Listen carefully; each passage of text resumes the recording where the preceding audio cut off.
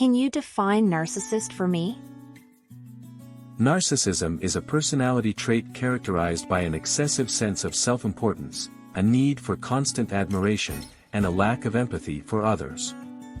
Narcissists often believe they are superior to others and have a hard time acknowledging their own flaws or mistakes.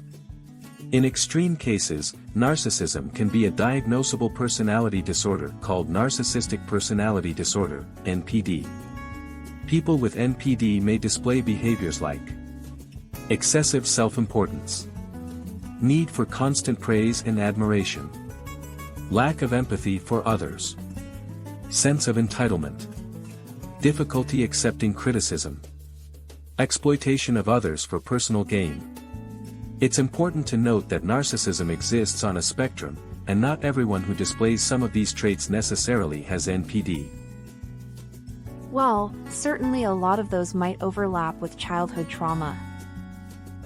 There is indeed a significant overlap between childhood trauma and the development of narcissistic traits or NPD. In fact, many experts believe that childhood trauma, particularly emotional abuse or neglect, can be a major contributing factor in the development of narcissistic personality traits. Children who experience trauma may develop certain coping mechanisms to protect themselves, such as suppressing their emotions, building up a false sense of superiority, or seeking constant validation from others. These coping mechanisms can become ingrained patterns of behavior that persist into adulthood and manifest as narcissistic traits. Well, I don't think I'm a narcissist. I have empathy, but I certainly do get very upset with the criticism and I crave praise. It's important to remember, Jeff, that having some narcissistic traits doesn't necessarily mean you have NPD or that you're a bad person.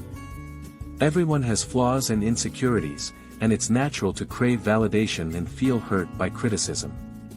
The key is to be self-aware and to strive for balance in your relationships with others. This means acknowledging your own feelings and needs while also being mindful of the feelings and needs of those around you. It's also important to practice self-compassion and recognize that you're doing the best you can with the tools you have.